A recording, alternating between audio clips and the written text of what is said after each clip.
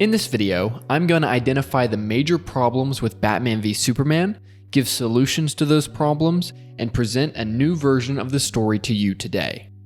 And if you're interested in working with me to identify and solve every major problem in your feature-length screenplay draft, then click the link below and we can discuss working together one-on-one on your script. For now, let's fix Batman v Superman.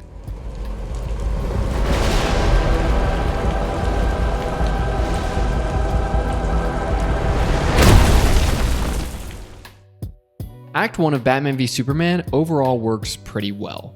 It sets up the major philosophical dilemma this film is about, and that is, what do you do with a man that is all-powerful and has no accountability? This is the question asked by Batman, Senator Finch, and even Lex Luthor. Superman is all-powerful, and if he wanted to destroy the entire planet, there is nothing anyone could do to stop him. Batman sees the destruction caused in Metropolis and Gotham by Superman's fight with Zod, and this ignites his passion to find a way to beat Superman. Lex Luthor is also worried about the same problem. You don't have to use a silver bullet, but if you forge one, well then, we don't have to depend upon the kindness of monsters. Luthor hates Superman because he has displaced humans as the top of the food chain on Earth. And then we get our inciting incident, which I love. Lois Lane is in trouble when she is sent to interview the leader of a terrorist organization, and Superman comes in and saves her. This ignites a major problem.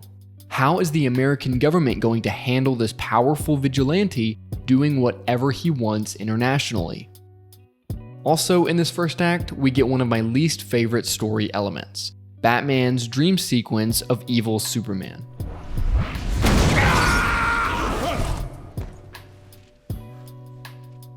This doesn't add much to the story other than reinforcing Batman's ultimate fear of what Superman could become. It doesn't move the story forward and ultimately just becomes useful for trailer bait. From here, Bruce Wayne and Clark Kent both attend an event hosted by Lex Luthor, and we also meet Wonder Woman. Clark Kent voices his concerns about the Bat Vigilante in Gotham, and Bruce Wayne remarks at the Daily Planet's hypocrisy in regards to how they view Superman. The Daily Planet criticizing those who think they're above the law is a little hypocritical. What'd you say?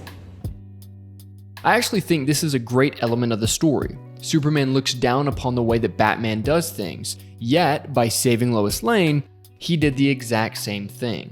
Superman doesn't see himself as a criminal, but Batman does.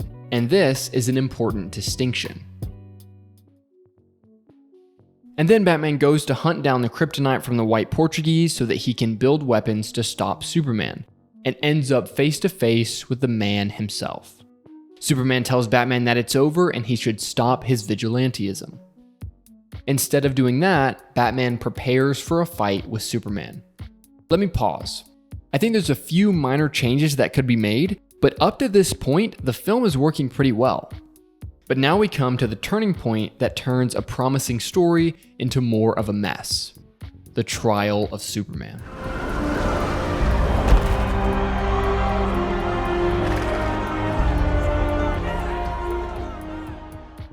Now, as this scene began when I first watched this movie, I was glued to my theater seat. The choice that Superman made here would define the rest of the movie and likely set up an awesome fight between our two heroes. Unfortunately, the film does not deliver on the promise of a Superman trial. Lex Luthor uses the trial to, I guess, frame Superman? I was confused about Lex Luthor's motivation here. Was this to make the public and Batman think that Superman triggered the bomb? Does that really make any sense? Who would believe Superman was at fault? What also doesn't make sense is that rather than staying and trying to figure out what happened, or working with the government or police, Superman just leaves. Which honestly makes him look somewhat guilty, but it still doesn't seem to be convincing that anyone would believe he caused the bomb. Then Superman decides that he isn't sure he wants to be Superman anymore? Superman was never real. Just the dream of a farmer from Kansas. Which is another odd choice. Superman allows the problem to get worse because he doesn't look for the bomber. It seems pretty obvious that it's Lex Luthor, as he built the chair that explodes and so happened to not be in the courtroom. But Superman would rather sulk, leaving Lex Luthor to build an even bigger problem: Doomsday. At this point, Batman has prepared for his Superman fight, and Lex decides to capture Lois to get Superman to return. And I believe the straightest path to Superman is a pretty little road. You can call it Lois Lane. It works.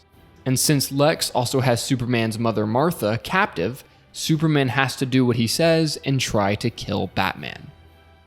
Now, this is definitely the weakest part of the story. Superman flies over not to fight Batman, but to reason with him.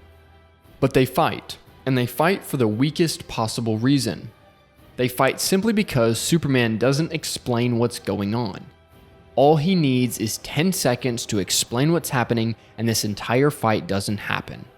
So, in the film Batman v Superman, where all your audience wants to see is Batman and Superman fight over something meaningful, they fight for no reason. This is why the Martha moment was memed by the internet so hard. Because we all felt that the fight was meaningless, and rather than ending by letting the two talk to each other, the fight is ended because their mothers happen to share the same name. Save Martha! Stop. Why did you say that name? It's his mother's name! It's his mother's name. It really doesn't work. It doesn't create a dramatic fight, and it also creates a fight where Superman isn't even fighting at all. It makes the entire scene fall flat. Every punch thrown is an unmotivated punch. Once this fight is over, Superman goes to confront Lex Luthor and Batman goes to save Martha. Batman saves Martha, and Lex Luthor builds Doomsday and unleashes him. From here, Batman and Superman fight Doomsday, Wonder Woman joins the party, and they fight for a while. The government tries to nuke both Doomsday and Superman, which only hurts Superman and makes Doomsday stronger. And at the end, Superman uses the kryptonite spear that Batman made to kill Doomsday.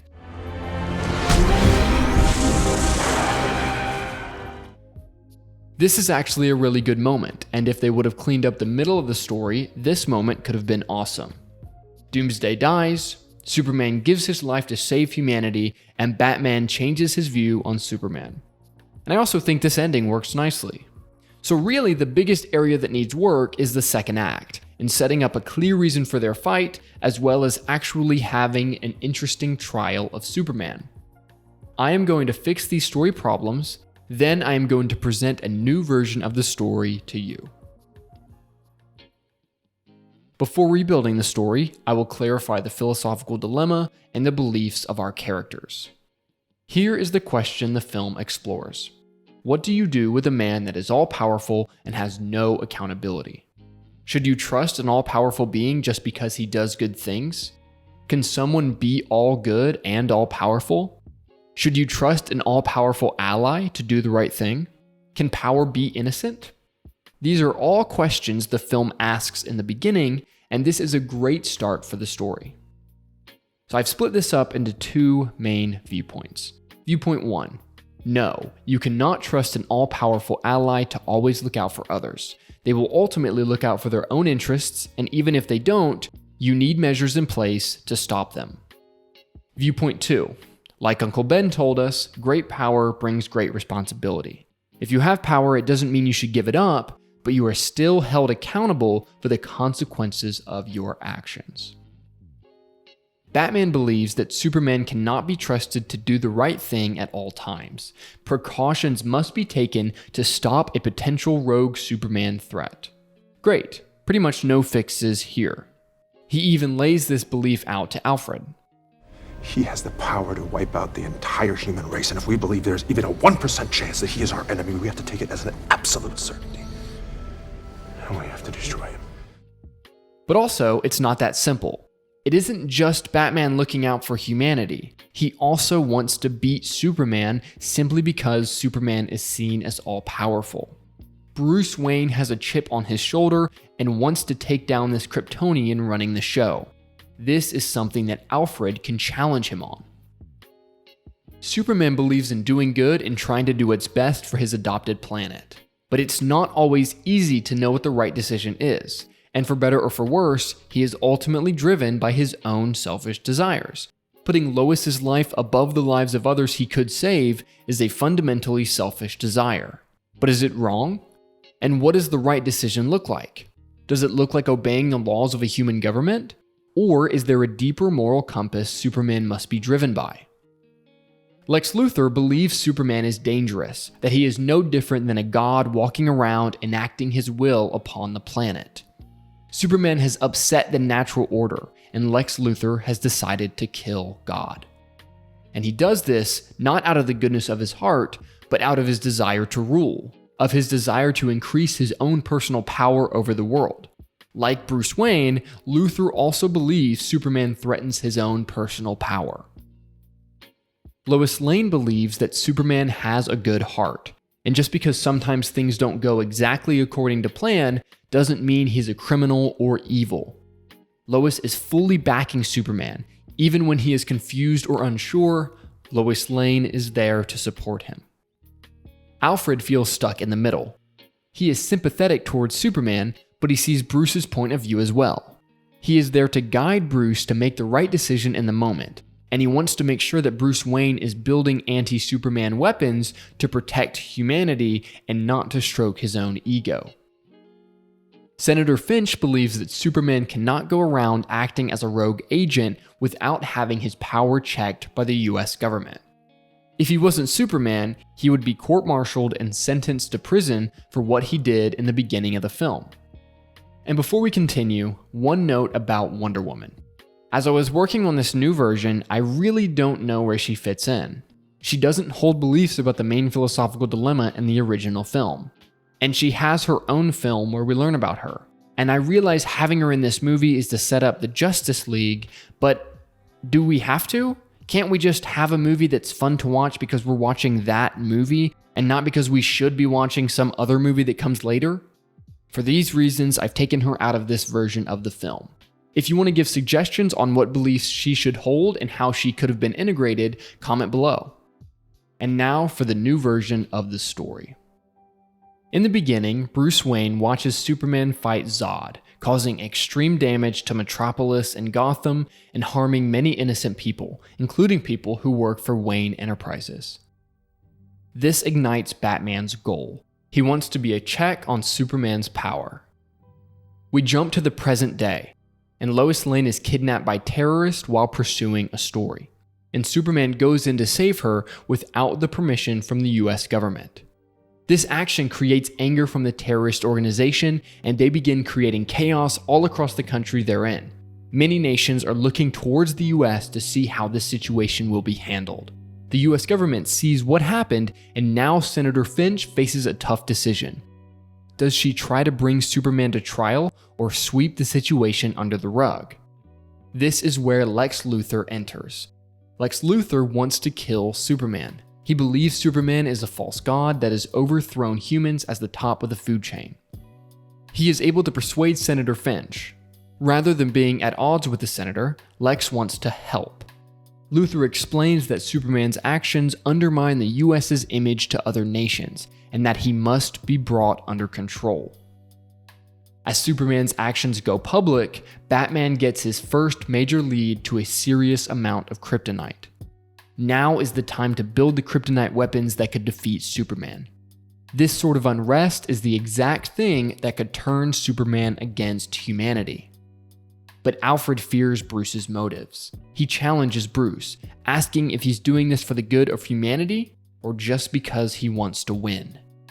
When Superman sees the unrest he caused, he wants to go back in and help the people who are suffering under the terrorist regime. But he's conflicted. Will this just cause more trouble? He confides these fears with Lois, and she backs him 100%. She tells him to listen to his heart and do what he feels is right, like he always has tried to do. Meanwhile, Batman discovers that a ship called the White Portuguese has the kryptonite he's been looking for, so he sets off after it. But Lex Luthor is about to have his hands on it. Luthor tells the government that he is the only one capable of building something that would handle a Superman-level threat. If Superman doesn't comply with the government, what then? who will defend the country against him. Luthor uses this to gain access to the Kryptonian ship and Zod's body. Batman goes to the White Portuguese, fights Luthor's men, and gets the kryptonite. He now has what he needs to build the Superman killer. In Act 2, Batman wants to check Superman's power and begins building the kryptonite weapons. But now Batman has little time. Finch has announced a hearing for Superman. Batman knows the court hearing could have serious ramifications if it doesn't go Superman's way, but his weapons aren't ready. Meanwhile, Superman wants to go to court and make a case for why he did what he did. He wants to find common ground between him and the American government. Being foiled by Batman and getting the kryptonite, Luthor begins his experiments on Zod's body and the Kryptonian ship. Luthor also pushes the senator to give Superman a punishment to see if he actually will abide by the law. This trial will not be a simple publicity stunt. Superman goes to court, and here he believes he is coming to find a simple resolution to what happened, but it's much worse. Senator Finch immediately tells Superman that shadow interventions will not be tolerated by this committee. But Superman pushes back on this notion. He says, "When I was in the desert, I saw more than you realize. Things done by American soldiers. How many of those actions were voted on in public?" After a heated debate, the senators tell Superman that he will be receiving permanent oversight from the United States generals, and that he will no longer be able to engage in international conflicts without express permission. Superman is astounded. They want to control him, put him on a leash, make him get written permission on who he can and can't save. The senators force Superman to choose between helping others or following the US government law. So, Superman chooses to go rogue. When they ask if he accepts the terms, Superman says, "I cannot promise you that I will stand by and let people get hurt. If I can save someone, I will do it." Here, they try to arrest him, but he flies away. Batman and Lex Luthor see opportunity in this moment, and Batman finds this funny. Superman is now a vigilante, just like him. In Act 2, Part 2, Batman wants to hunt down Superman. Superman has now gone rogue, making him more dangerous than ever before. Here, Lois Lane realizes an important truth. Luthor knows Superman's identity.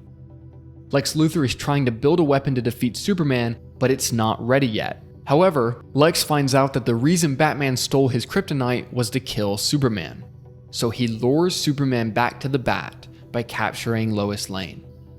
Batman receives an anonymous tip about where Superman will be and when. He's unsure who it's from, but he doesn't have a choice but to follow it. Lex Luthor captures Lois and Superman shows up right on cue. Batman takes advantage of the opportunity and springs his traps on Superman. But Batman's initial traps don't work. He angers Superman, and they are sent into an intense fight. Their fight goes back and forth. Batman throws everything he has at Superman, but the Man of Steel seems unbeatable. Just as Superman is close, ready to give the killing blow, Batman takes the opportunity to gas him with kryptonite. Superman falls, weakened. Batman pulls out the kryptonite spear, placing it on Superman's shoulder. Here, Batman raises the spear, but can't kill Superman. Alfred's voice comes back to him. But Batman is still won. He feels powerful. He tells Superman that he isn't a god. He isn't above humanity. Batman places kryptonite cuffs onto Superman as he is prepared to be brought into custody by the US Armed Forces. In Act 3, Batman is bringing Superman in. Lex Luthor is angered that Batman didn't finish the job, but he has his backup plan. As they transport Superman, Luthor creates Doomsday, but he is completely uncontrollable. Doomsday rampages and destroys the lab, almost killing Luthor, and rushes out into the streets of Metropolis. Seeing this new threat, Superman tells Batman to release him. Batman thinks he can take the monster alone, but Superman knows he can't. Batman makes the decision to release Superman, and they fight their way out of custody. Batman and Superman find and fight Doomsday. But as they fight him, they realize he can't be stopped with anything other than kryptonite. Batman believes he can get close enough and kill the monster with his kryptonite spear, but he can't. Doomsday brutally wounds Batman, putting him out of action. Batman is not strong enough to beat this threat alone. Here, Superman tells Batman to give him the spear. It's here that Batman realizes something. He was so wrapped up in winning that he forgot who Superman was. A boy from Kansas who was just trying to do the right thing for the world. Batman makes the choice to give the kryptonite spear to Superman, trusting this man who so recently was his enemy to save humanity. Superman uses the weapon Batman created to kill him to kill Doomsday, and it costs Superman his life.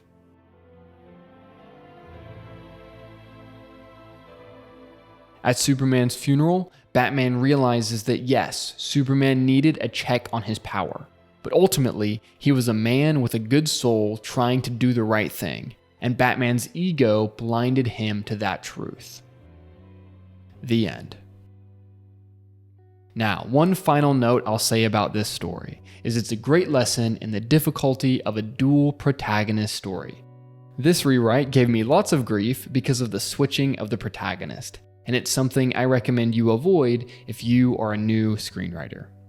I hope you enjoyed this new version, and if you're interested in working with me to identify and solve every major problem in your screenplay, then click the link below and we can discuss working together one-on-one on your script. Thanks for watching.